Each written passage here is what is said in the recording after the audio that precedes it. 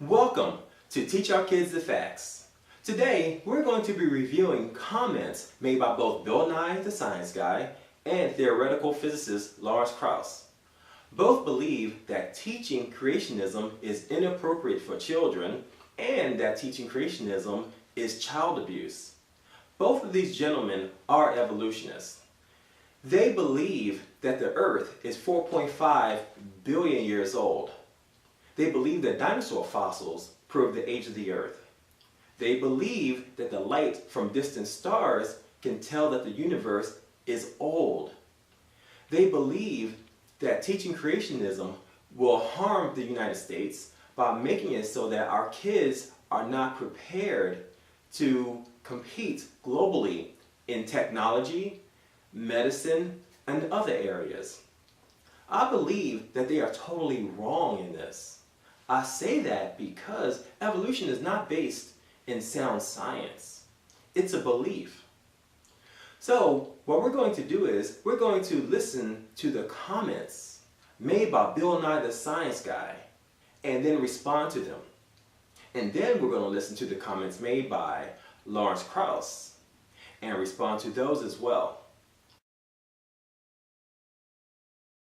Denial of evolution is unique to the United States. I mean, we are the world's most advanced technological, so I mean, you could say Japan, but generally the United States is where most of the innovation still happens.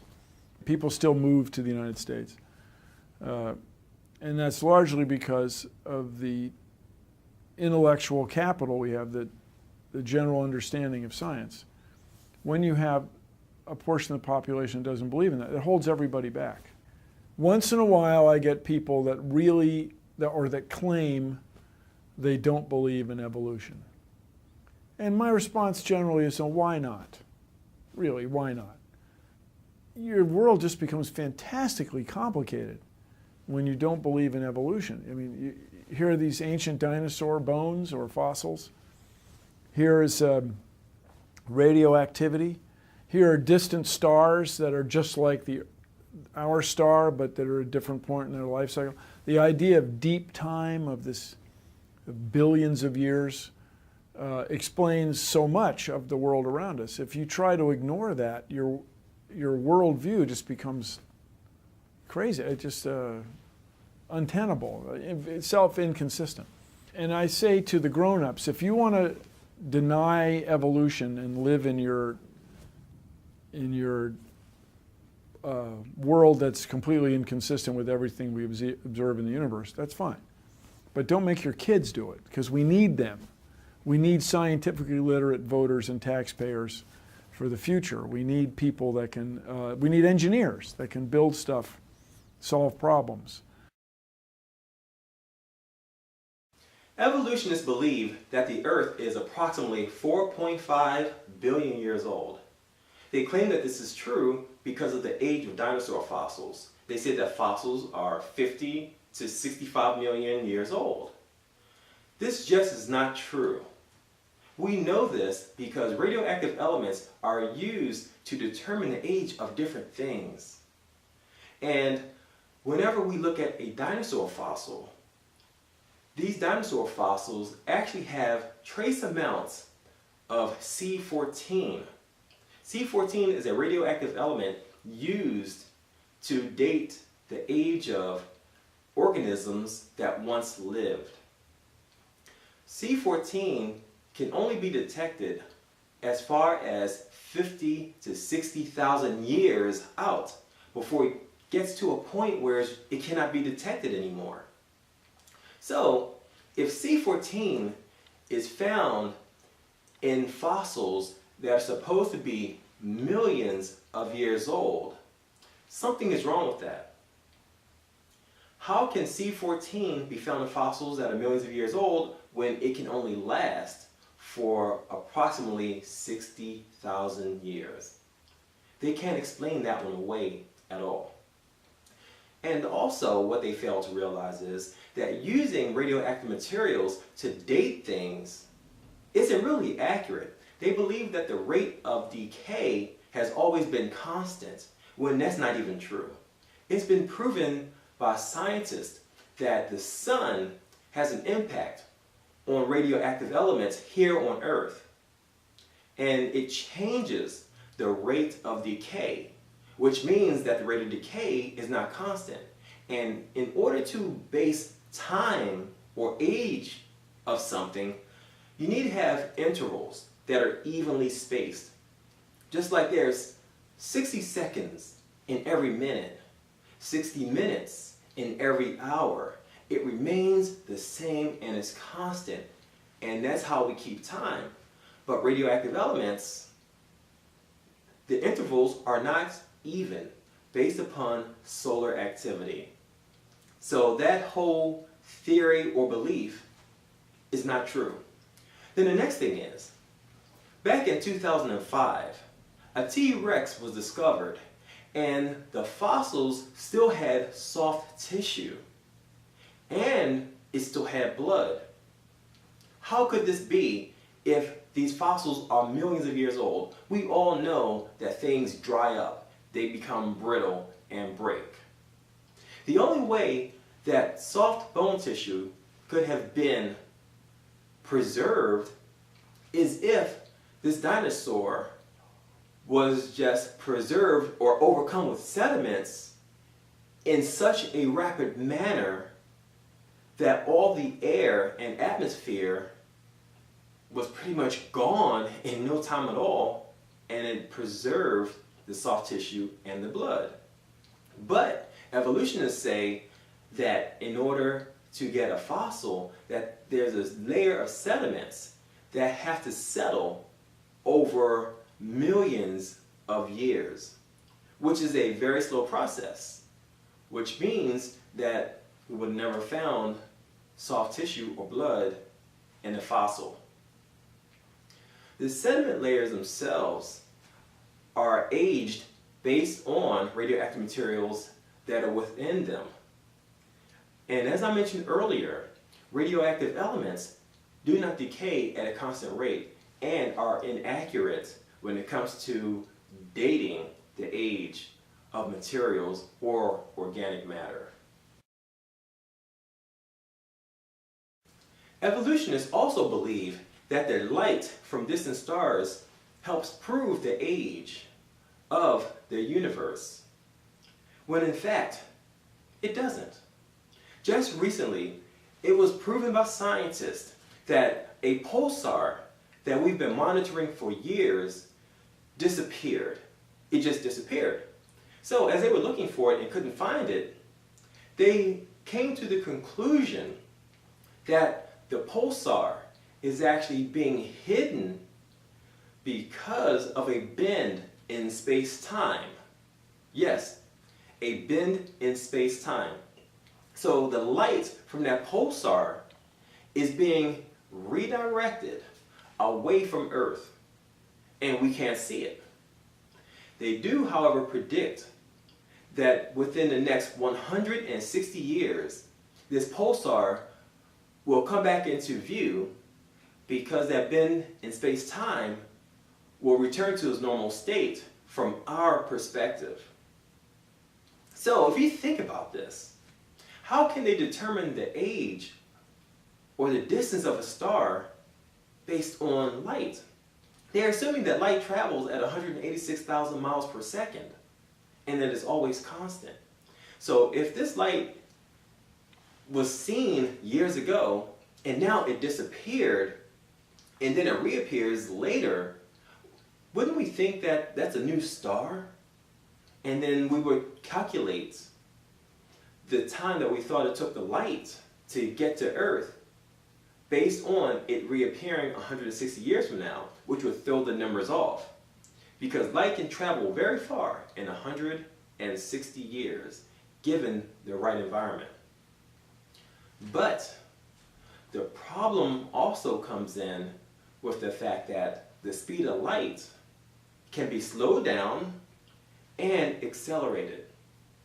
It's been slowed down in the lab to 38 miles per hour, when in a vacuum, when there's nothing to interfere with it, it travels at more than 600 million miles per hour. 600 million miles per hour down to 38 miles per hour. And then it can be accelerated. It's been tested in the lab. It can be accelerated up to 300 times faster than the speed limit of 186,000 miles per second, or more than 600 million miles per hour. So, that being said, there we go with that problem of not having a specific interval that we can use to base time on something. If a star is here, and this is Earth, we assume, or should I say, scientists assume, that between here, when the light travels, it's traveling at 186,000 miles per second. But space is not empty. Space is full of all kinds of matter. There's gas, there's plasma, there's dust, there's dirt, there's rocks, debris, just everything. So we don't know what kind of impact these things will have on light, whether it will accelerate the light or if it will decelerate the light. So we cannot say for certain that that light reached us and that it traveled at 186,000 miles per second the entire time. So we cannot base any kind of age on that misconception. But that's what evolutionists do. They use information to their benefit.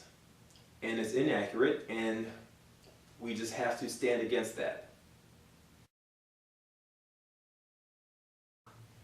One of the things that evolutionists don't speak much about is natural erosion.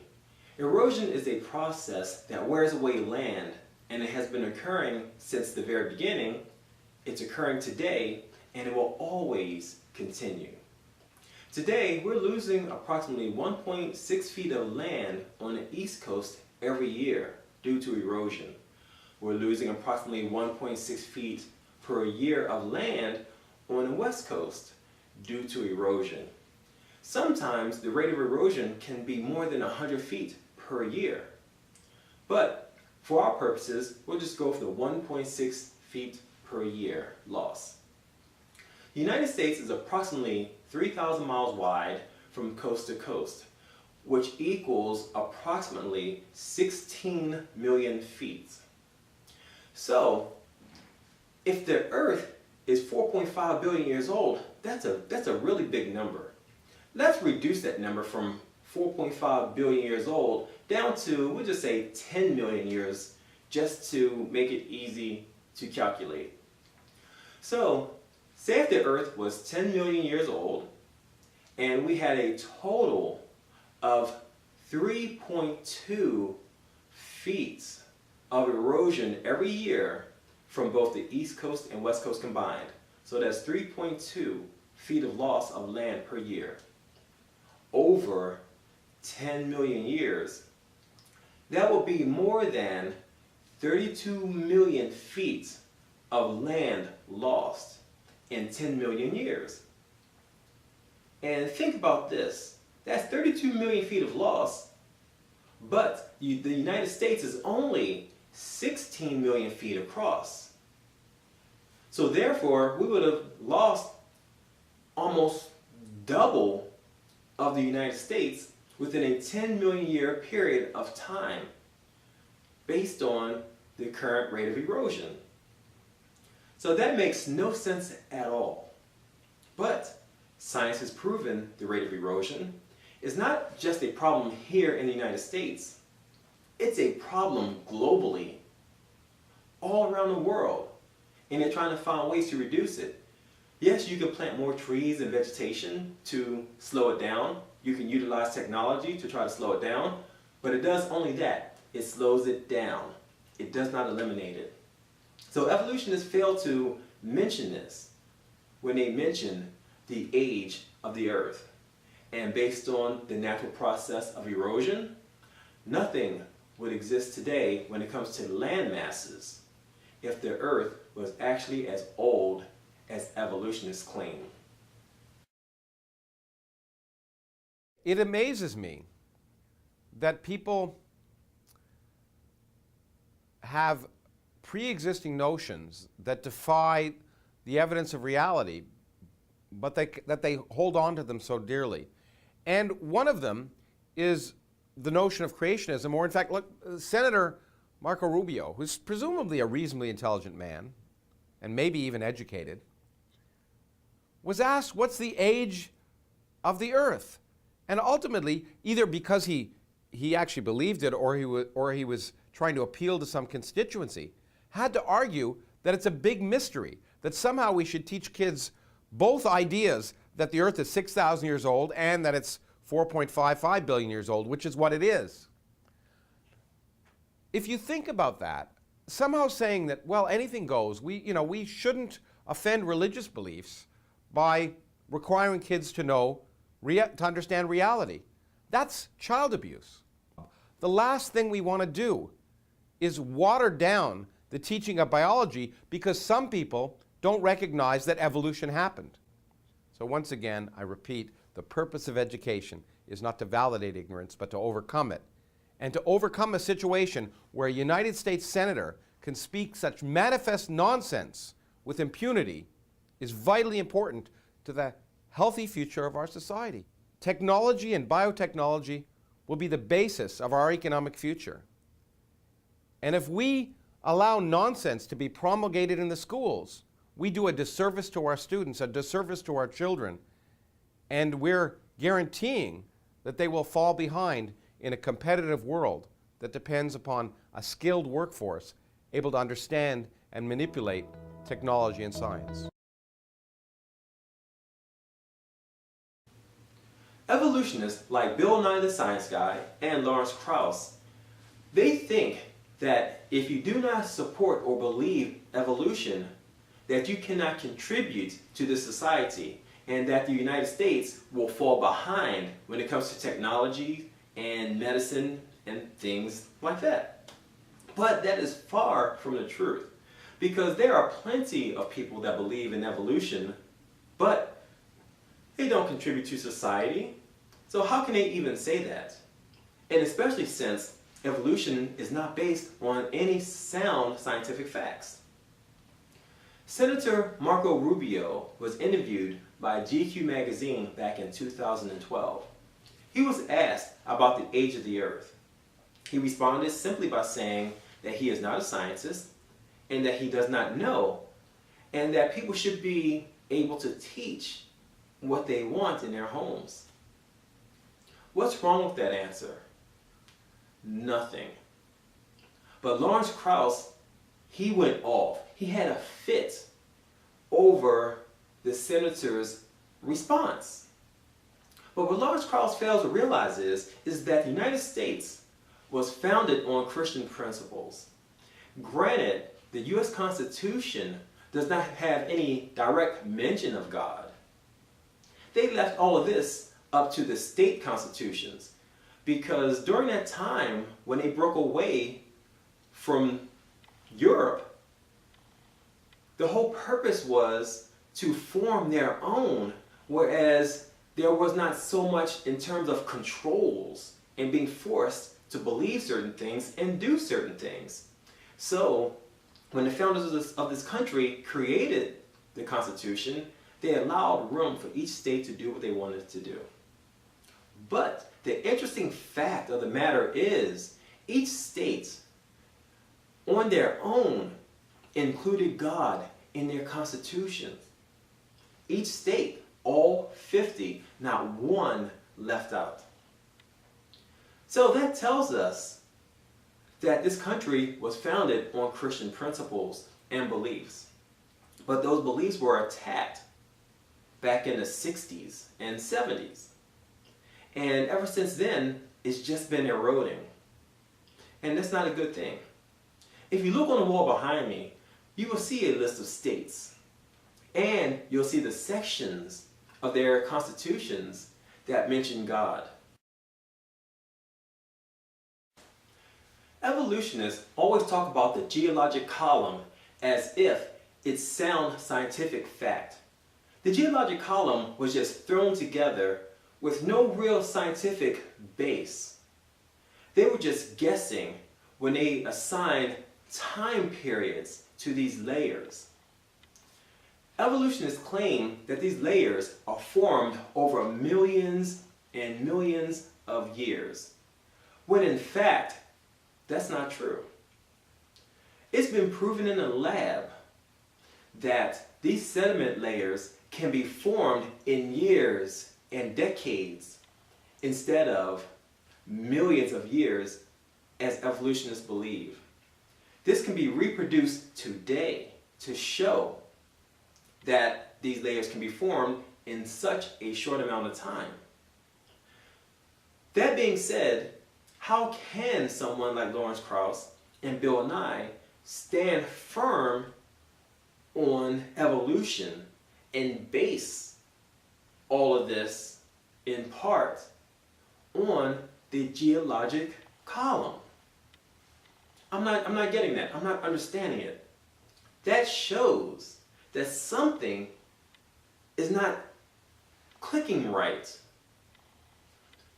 I'm not understanding that. But they want to teach that this geologic column is actually fact when it's not. And if I'm wrong, Bill Nye, Lawrence Krauss, correct me. Prove that the geologic column is true and correct and based on sound scientific facts. Think about this. Once you have eliminated the impossible, whatever remains, however improbable, must be the truth. Apply that in your search, and you will learn exactly what the truth is.